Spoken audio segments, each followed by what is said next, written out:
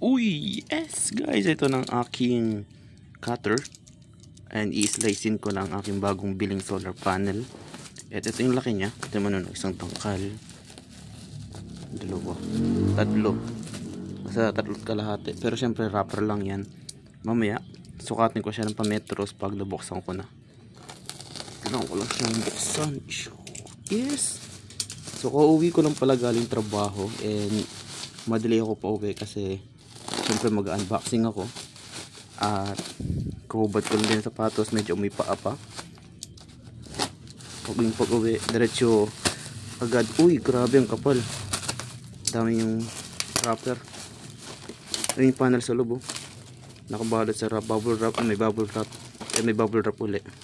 So labas ko lang to nasa loob, wait lang. Okay, ito na, nailabas ko ng nasa loob ng bubble wrap. So ang kapal ng bubble wrap, very good. And last is ito na. So liitan lang natin yung hiwa kasi baka may slice yung kaloob-looban. Ay! Ayun! Jeez! Pero hirap pala mag-unboxing ng isang kamay lang, lalo pag ganito kalaki. Wala kasi akong stand, kaya hawak ko lang yung cellphone sa isang kamay.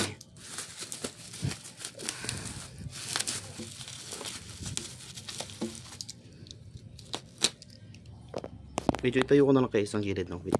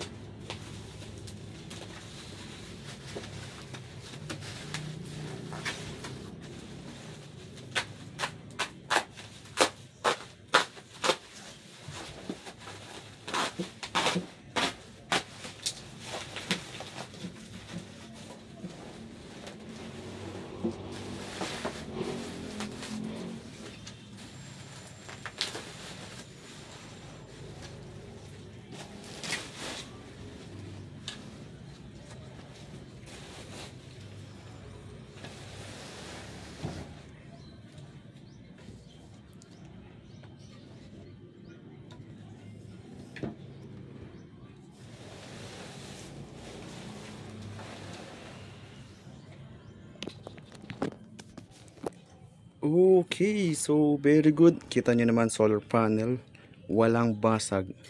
Very good. Salamat seller. So sukatin na natin gamit ang metros.